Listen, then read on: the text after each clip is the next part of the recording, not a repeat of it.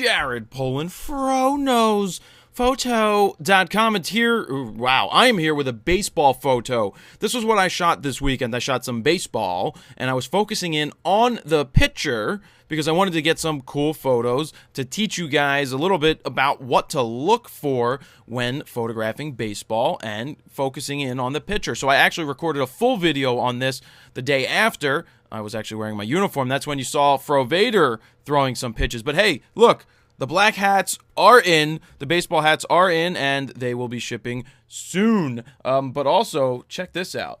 There's a brown, just for me. There's a red, which is really cool looking. There's a blue, which is also cool looking. And then there's also a maroon, which is cool looking. So maybe in the future, I'll put out another color. But for now, black is the color. So here is the photo of the kid pitching.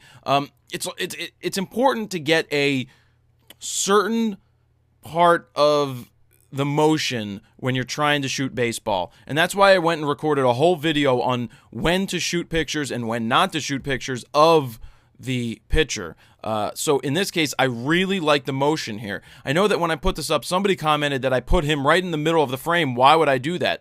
Well, in this case, that's really what you want to see. He is the focus of the frame. I still have a runner in here out of focus. I have a coach back here. I've got a player over here, and the player doesn't really distract me. It creates that three-dimensional look because I've got something closer, further, something even at a distance, and the guy right in the middle, which I like, is the pitcher. So how was this shot? Well, this was shot at 1/1600th of a second at f3.2, ISO 250, shot at 200 millimeters using the 70-200 Sigma 2.8 OS on the Nikon D7000, which makes this image a 300 millimeter equivalent image because of the magnification. So when it comes to editing, what I basically do here is I want to pump up my contrast here because it really makes the image thicken up. The colors start to pop just by moving up my contrast slider. Now, I do that quite often with a lot of my photos because I like the images to pop. And there's one other thing that I would do to this. I would add a little bit of yellow just to warm it up slightly. How much yellow? Right about there. Do I want to add magenta? Nah. I took a little bit out. It's not bad, but you can see this is sharp.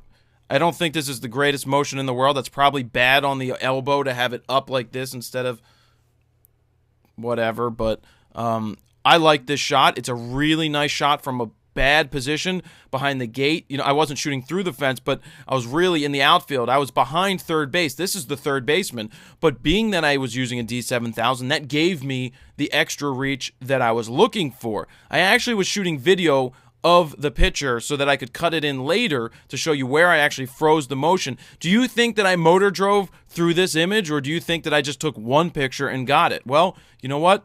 Let's find out right here, because I actually had the video running on the D3S with the 70-200 VR2, and you can see the difference between 200 millimeters and in this one, 300 millimeters. You can see a major difference, but here it is.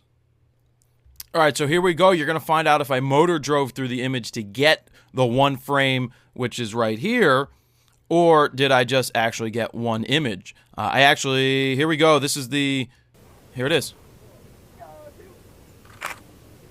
And right there, you could hear the click, and that is what you came up with, or that's what I came up with. So, you know, really like the image. One shot, because I anticipated where I wanted to shoot it. Sure, motor driving could make it easier, but it could also miss the shot that I wanted to get.